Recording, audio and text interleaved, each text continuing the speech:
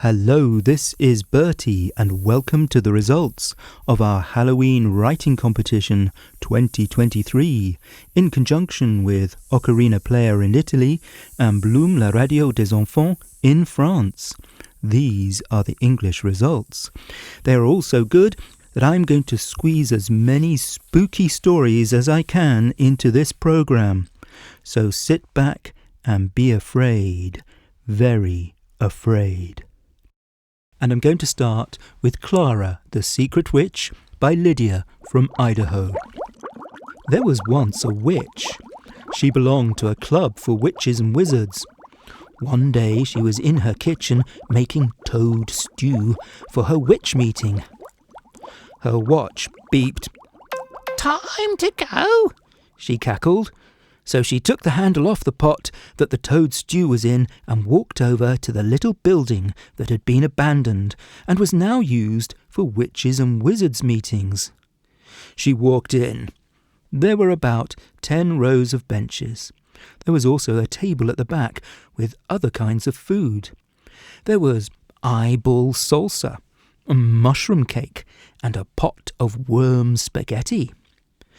The witch set her stew on the table beside the others and sat down in an empty space by a wizard with a big red beard. The lady who ran the meeting was at the front. She began to speak. "Now that we are all here, I have decided that we should do something evil, since we are all witches and wizards. Let's make candy for the kids and put poison in it." "Hey," said our witch, "you never said we would do anything evil." "Well, I do now," said the lady. And our witch replied, "Then I'm leaving and I'm never coming back." And she never went to the meeting again. Later, she married a human man and had a child named Clara. A few weeks after Clara was born, the witch decided to go for a walk. She accidentally crossed paths with the witch who ran the club. "You are the witch who disagreed with me," the witch in charge of the club said. Our witch gulped. Then the witch in charge of the club put a spell on her, known as a freezing spell, and walked away. So Clara and her dad lived together alone. When Clara turned 5, she invited all of her friends and ate her birthday dinner happily. After dinner, Clara heard a strange noise. She must have been the only one who heard it, because nobody was acting like they'd heard anything strange. Clara silently crept to where the noise came from. She climbed through a picture frame and then through a magic mirror. Clara found herself in a dark room with her mum. Her mum's body was under a spell, but her mind and spirit were in the dark room. Clara was speechless, but her mum exclaimed, "How did you get here?" Meanwhile, Clara's dad was worried. He looked for Clara, and when he couldn't find her, he opened the picture frame. He was curious, so he went in. Inside, he found the mirror lying on the ground. He looked into it. Suddenly, Clara's dad got sucked in. Since he did not know any magic, he turned into a big, huge, ape-like monster. There was a big and then nobody knew what happened after that. Wow, and that's where the story of Clara the Secret Witch ends, on a very dramatic note. Thank you, Lydia, for that amazing story which you wrote in your own handwriting. We particularly enjoyed the details about the weird food and the witches' meeting. And our next story is by Eliam, who is 10 years old from the state of Oregon, USA. It's called In Grave Danger, which you will see is a word pun. Warning, It features scary zombies. He's suggesting various noises and sound effects along the way, which we'll try to put in. Once upon a time, there was a house on the edge of town, where there was a graveyard. One day, a boy named Jimmy was playing outside, when from the graveyard he heard strange noises.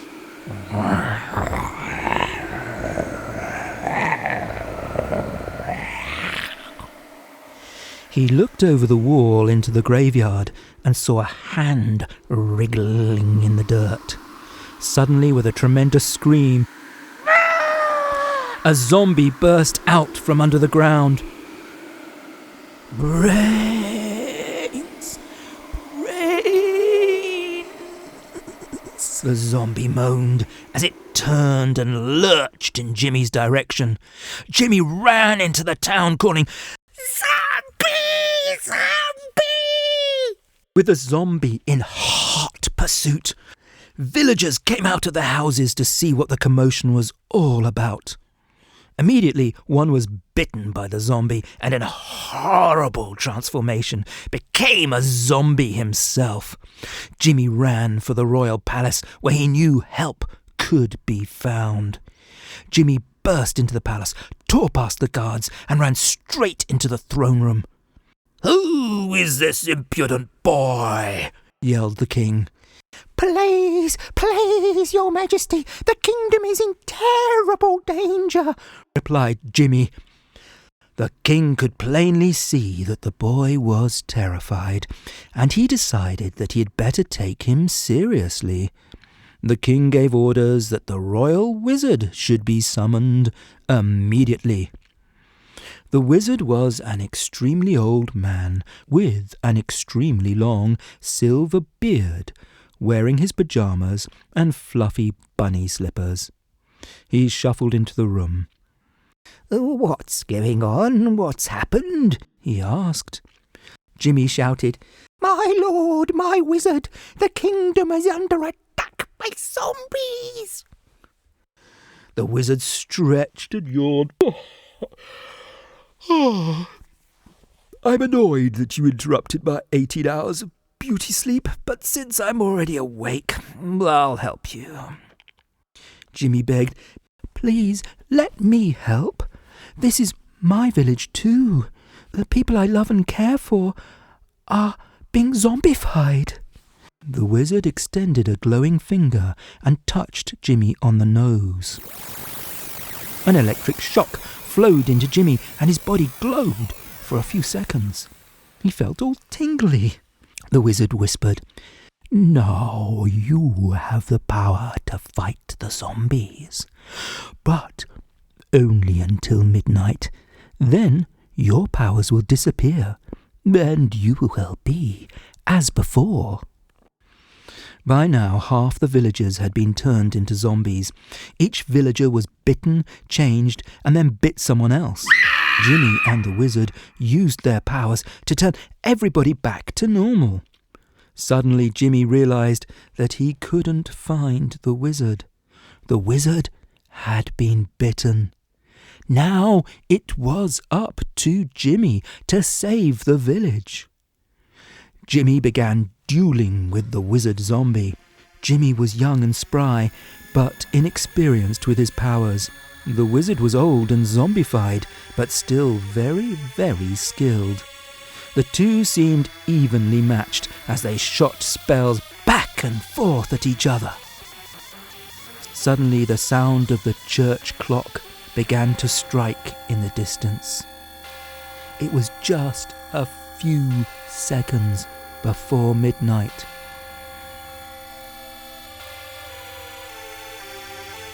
With a great effort that took all of his strength, he shook and gave one magical blast in an orb that covered the whole town. The wizard was cured, and so was everyone in the village. Jimmy was a hero. Thank you, Eliam, for that very lively and scary zombie story. We loved all the action. And a quick mention for Sophie Lynn, who wrote about her sister Ella staying at home to hand out candy to the trick-or-treaters. And she gets a fright when some real Halloween spirits visit her. Sophie sent us a picture, which we are including on the website. And Preeti, who is 10 years old, sent us a story from India called The Ghost of Kailashwati. It's tragic and creepy, and I'm going to give you a summary. In the village of Rampur, a couple, Ramnal and Kailashwati, desperate for a child, sought the help of a tantric who lived in the forest. A tantric is a kind of spiritual advisor. On the way there, Kailashwati tragically drowned in a well, and her vengeful spirit haunted the vicinity. The fearful villagers sought the tantric's guidance.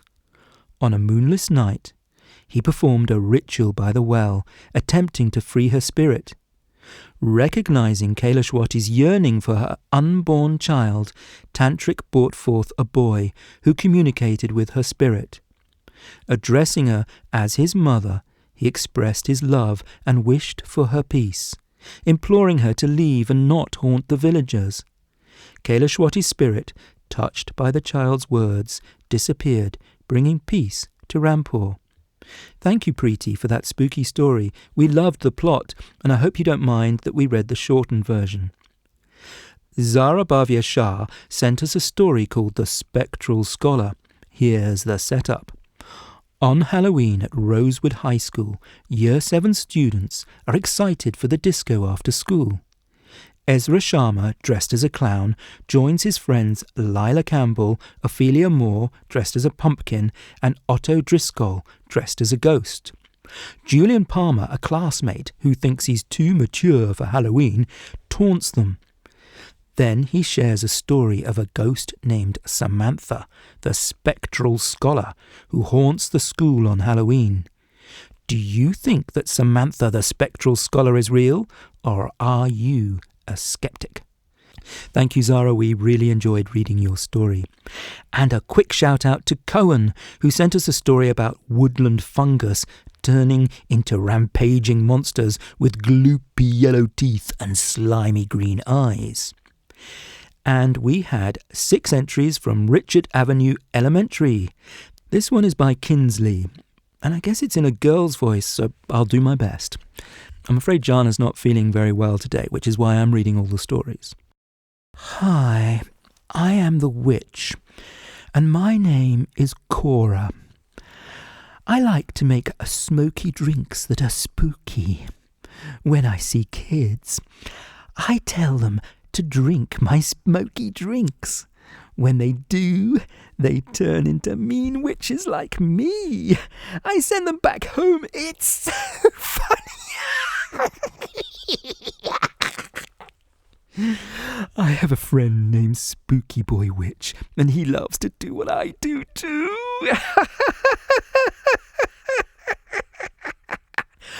My pet is a ghost dog.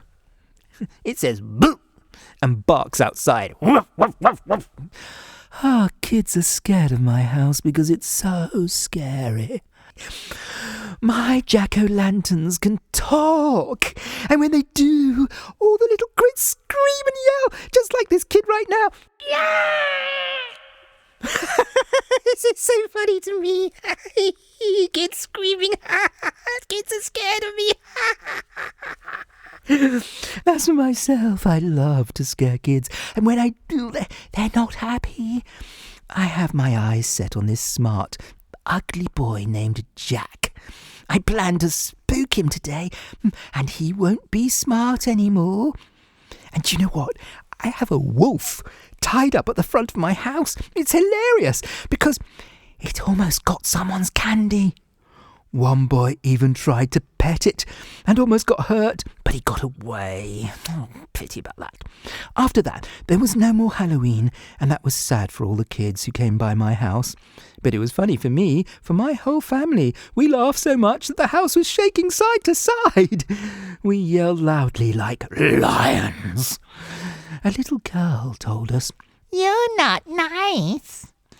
And after that, no more kids came by. Well, thanks, Kinsley. You've got a wild imagination and a great sense of humour, and that was really well written. And thank you to your schoolmates who sent us stories, Ian, Lily-Ann, Alison, Cora and Jar, for sending us your stories from the 4th grade at Richard Avenue Elementary School in Ohio, USA. We enjoyed all of your stories. Sorry, we're just reading one as a representative one of the school. Now, if you are frightened of snakes as I am, you might want to put your fingers in your ears for the next story. It's called Jack and the Haunted Castle by Caius, who will be 7 years old just 10 days after Halloween. As time is short, I'm just going to read you the scariest passage from Inside the Haunted Castle. Jack pulls out his flashlight and finds that there are snakes everywhere. There is a green anaconda hanging upside down from the shelves on the walls. There are black mambas all over the floor. There is a giant boa constrictor curled up on a lower shelf. Jack even notices that there is a pit viper in the middle of the floor, staring at him. Jack also sees a skeleton key on the other side of the room and thinks it might come in handy. Jack heads across the room to get the key, but the pit viper is about to strike. Jack dodges the viper, and then the green anaconda wakes up. It sees Jack and slithers down the shelves towards him. The green anaconda bumps into the boa constrictor. The boa constrictor becomes angry. All the black mambas wake up and all slither towards Jack. Jack quickly runs to get the skeleton key and then runs out of that room, but the snakes slither after him. Jack runs down the hallway and finds another door, which brings him to a different room. The room is damp, dark, and smells like fish. Jack finds a pond in the room. There are alligators, but that is not the worst thing he will find in the castle. His flashlight gets water in it, and the batteries won't work anymore. It is now very dark. Well, I hate snakes, but I love that story. And Caius, you really do know your snakes. You know all about black mambas and pythons and pit snakes, and, well, you're an expert. And your story made my flesh creep. Well done. And a big shout out to your little sister, Finley, who is 4, and who sent us a story about 2 cats, Lucy and Padfoot, and a lovely picture of the cats, which we're publishing. Our next spooky story starts more gently and builds up. It's by Adia from Austin, Texas, and it's in a very different style. Rebecca had always loved Halloween. The excitement of dressing up in costumes and indulging in sweet treats filled her with joy. This year she was determined to find a costume that would make her stand out from the crowd. As she strolled through the aisles of the new Halloween store called Odds and Ends, Rebecca's eyes widened with delight. There were countless options to choose from: witches, ghosts, superheroes, and most importantly, vampires. She was immediately drawn to a box containing a set of vampire teeth, a cape with a hood, and what appeared to be a tiny pack of fake blood. The package was alluring with its dark and mysterious design. Rebecca couldn't resist the temptation and decided to purchase it. That evening, Rebecca eagerly opened the box. She carefully placed the vampire fangs in her mouth, admiring her reflection in the mirror. They fit perfectly, giving her an eerie and captivating appearance. Excited to complete her transformation, Rebecca turned her attention to the packet of fake blood. However, to her surprise, the packet was unusually thick and refused to open. Frustration began to creep in, but Rebecca was determined not to let it dampen her spirit. In a moment of impulsive decision, she decided to use her teeth and tear open the packet. As the plastic gave way, a small amount of red fluid splashed into her mouth. It tasted strangely like ketchup, which brought a smile to Rebecca's face. She loved ketchup, and the unexpected flavour only added to the authenticity of the vampire experience. Unable to resist the temptation, Rebecca tilted her head back and gulped down the remaining contents of the packet. But as the last drop slid down her throat, a sudden wave of unease washed over her. The taste of the ketchup vanished, replaced by a metallic tang that sent shivers down her spine. Rebecca's heart raced as she realized something was wrong. Panic set in as she felt a strong sensation coursing through her veins. Her vision blurred, and she stumbled backward, clutching her chest. The room seemed to spin around her as she struggled to catch her breath. Within seconds, Rebecca's body underwent a terrifying transformation. Her skin grew pale, her eyes turned a deep crimson, and her once beating heart fell silent. She had unwittingly unleashed a curse upon herself, transforming into a vampire. And Ardea tells us that if she had more time, she would have written more. But we thought that was a good ending, and Ardea, it was really well written. Thank you. Our next story is by Armand Gross, aged 7. And the younger ages do write in a very different sort of style. This one's a little bit like a book. Chapter 1. Halloween in the Forest. In the forest, everything was fine. Chapter 2.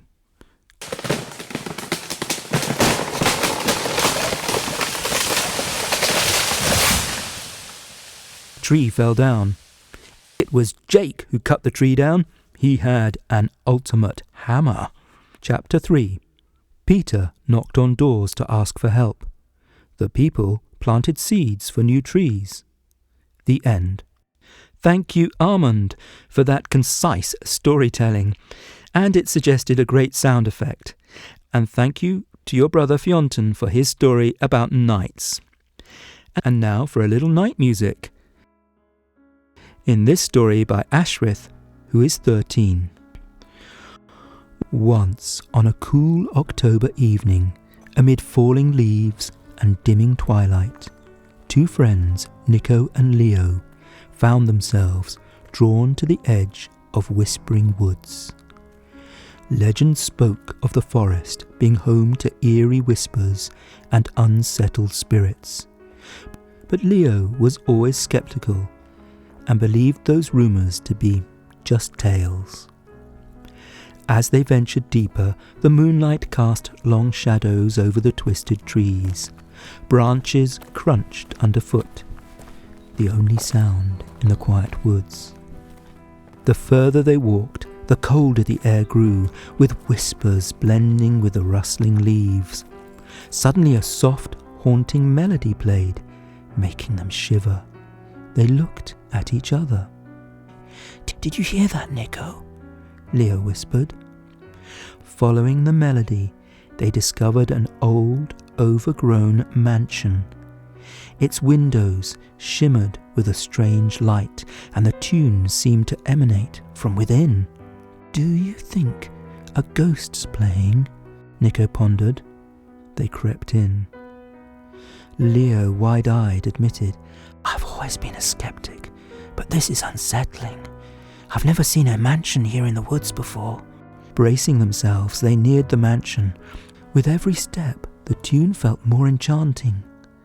Pushing the creaking door open, they saw a dusty grand hall. At its centre was a piano, its keys moving on their own.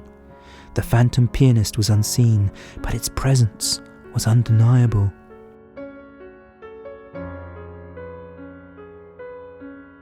The two friends shared a glance, then sat at the piano, letting their fingers join the ghostly tune. As they played, the whole room came alive with shadows, dancing gracefully. Nico looked at Leo, smiling. "It seems, Leo, even skeptics can find wonder in unexpected places."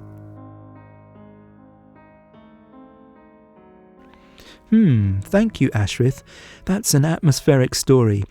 And thank you to Anika in Ontario, who sent us a funny story called The White Lady, about a ghost who hitched a ride on the back of a bicycle. And a quick mention to Olivia, 6 years old in Ontario, who sent us a story about two girls called Amy and Amelia who sneak out on their own for Halloween. Here's just a very short extract from Olivia's story. Just then there was a vampire with saber teeth, and it was so scary. It almost made Amelia faint. They ran, but whenever they looked, it was there. Then it shape-shifted into a snake with saber teeth too. It was about to bite Amelia when Amy punched it, whack, right in the face, slam. It was so angry. And I'm glad to say that the story ends happily. Thank you, Olivia, for that lively story about two very spirited young girls. Next up, a story by Daphne from New Mexico in the USA. It's called Repeat. Trick or treat, I called out as the door swung open, revealing a sweet old lady wearing a witch hat. The bucket of candy she held was labelled Wish Candy. Handing us each a sparkly candy, she called out, "Use it to make a wish." I thanked her and walked on. Later that night, I crawled into my bed and settled down. "Good night," my parents called to me, shutting the door. I smiled and pulled my candy out from under the bed because I was very naughty. I reached in the bag and pulled out a random candy. When I held it up to the moonlight, I saw that it was a wish candy. I unwrapped it, popped it into my mouth, and made a wish to the moon. "I want Halloween to go on forever, the same every day, over and over again." I woke up with a gasp, remembering the wish that I had made the previous night. Running to the kitchen, I found all of our candy still there, and the decorations gone. "Oh, it didn't work," I sighed. My brother Charlie poked his head around the corner. "What didn't work?" "Happy Halloween! Let's put out our decorations," he said excitedly, jumping up and down. Walking to school, I saw everyone dressed up and munching on candy. "Hi, Daphne," said Sarah, my friend from class. "Hi, Sarah. Would you want to go trick-or-treating with me tonight?" I asked. "Of course! But would it be fine if I slept over?" she questioned. "Oh, yes," I told her as we walked to class. I didn't tell her about my wish, though. At around 5, Sarah showed up at my house. We went trick-or-treating, and it was the same as yesterday. But we didn't stop at the old lady's house. We chomped our candy and slept overnight. The next day I woke up with Sarah by my side. "Good morning and happy Halloween," she said. We went to school and ate our candy, and the day was the exact same as the day before. The same thing happened again and again and again and again, and, well, you get the point. Everyone was getting sick from eating all of the candy every day. I decided to put a stop to this. And to do that, I needed to get a wish candy from that lady again. As you know, we were no longer stopping at the house that held the wish candy, but I had a plan. I asked Sarah for her shiny blue candy. "I already ate it," she told me. "Oh no," I yelled. "I need that candy." "Have you made a wish on it yet?" I asked. "No," she said. "Quick, make a wish. Just think in your head. Stop Daphne's wish." She did, and I spent my day waiting for it to end. I woke up with a gasp, remembering what Sarah and I did yesterday. Running to the kitchen, I saw my mom making breakfast. "Happy day after Halloween," she said. Whew, I sighed in relief. Well, thank you, Daphne, for that story. And you can have too much of a good thing, well, especially sugar and sweets. Nope, they're not good for you. Sorry, kids. We received several stories from the Pristine Academy in Balia in India. Ardrit's story was about two friends, one of whom was afraid of Halloween, and the other who had a pumpkin army that protected him. We really liked it, but time is a bit short. Sakshi wrote us a story about a haunted bus. She also sent us a really cool picture. If there was a prize for a picture, that would get it. And Shuaria sent us a story about a truck driver on his way to Balia at night. And Anushka sent us a nice story about the haunted fort. Thank you to all of you. Radhika Kalkani sent us a story that we thought was very original and striking called The Curse of the Devil. It's about a girl called Millie who accidentally told a devil about her greatest fear, being bullied at school. From then on, the bullying got worse. It's a story with some authentic psychology, so well done, though the ending is a bit dark. And Nayab Sahul sent us a story set in France. Thank you very much for that story. And Kuzmati Day, who is 14 years old from India, sent us a clever story set in London. We don't have time to read it, but here's an overview. I hope it gives you the flavour. Named Mrs. Brown from Baker Street, who hands her a pair of gold embroidery scissors belonging to their maid Alice. And then the old lady mysteriously vanishes. The next day Alice sees the golden pair of scissors and is shocked when she learns that Mrs. Brown brought them round in person. She reveals that Mrs. Brown was her former employer and that she has been bedridden for years following an accident. Later a note arrives stating that Mrs. Brown had passed away the previous night, leaving Susan and Alice stunned by the supernatural encounter. Thank you, Kuzmita. It's a clever plot and it was well written with lots of name checks for London places, including Baker Street, the home of Sherlock Holmes, a hint at mystery and intrigue. Josiah Delora, I hope I said your name correctly, sent us a story that combined two great English legends, Sir Lancelot and Robin Hood. Thank you, Josiah, for your story, The Cursed Hallows. And thank you, Oscar, for Little Ant and Gentle Mole Come Alive, and hello to your dog, Mr. Sausage. And Sarah from India sent us a story about a haunted well. It's a little long for us, but it involves a clever prank involving ghostly lights, voices and chilling winds. Thank you, Sarah. And I'm going to finish with a short story about a haunted cellar by Helena Eichlin. Emma had always been scared to go down the cellar stairs, but when on the night before Halloween her brother Samuel actually dared her to go down, she had had enough. It was at dinner when they were staring daggers at each other. She got up, slammed her hands down on the table, and made the dishes rattle as she bellowed, I'll go, so you can forget about it." "Emma," her mother said quietly. "Uh-oh, if there was anything worse than being yelled at, it was being talked to." "I don't care," Emma exploded. "Emma Rose Baker." Now they were both angry. "Oops. Go to your room this instant."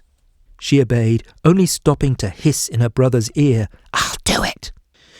A dinner in her room of rice and broccoli was not at all enjoyable. However, after dinner she had the satisfaction of her brother coming in to spit out a heartless apology. "Mum says I got to say sorry, but so do you.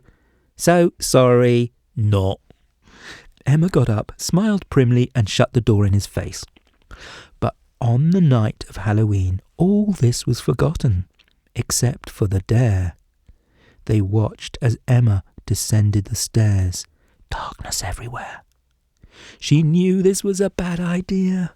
One step, one frantic sprint, she was in. She could smell cleaning products. She could hear only the slow drip, drip, drip of the water from the ceiling. One more step. A chill ran down her spine. Her eyes darted around frantically. Another step. She bit her nail. Stupidly, she called out, "Hello? Anyone?" No answer. She stopped. She gasped. Something was wrapping its icy fingers around her neck. She swallowed a scream. Then she waved her arms around frantically to fend off whoever or whatever it was. She turned, expecting to come face to face with her attacker. But instead, she was just in time to see an old mop fall onto the floor behind her with a clunk. At least her eyes had adjusted to the dark, and she could see a little. Trembling, she took another step. Footprints. That was odd. She followed them. It must be a beast. A werewolf? A man-wolf? A regular wolf? One more step. There were scratching noises. Definitely a wolf. No! Growling in the distance. In the cupboard. That was where it was coming from. She took another step, and slowly, she eased open the creaky cupboard door. And she found her cat basking in the heat of the boiler. Well, Helena, well done. I really liked that story a lot, actually. It was really well written. It was very evocative of family life, and well done. So let's have another writing competition for the holiday season. What I want you to do is write about a magical holiday. It can be any type of holiday or seasonal celebration, and something magic has to happen. Let us know your age, your name, and roughly where you live, and send them to me, Bertie, at storynori.com, and mark them Holiday Writing Competition. That's really important, so that when I search my emails, I can find your stories. From me, Bertie, at storynori.com. Bye for now.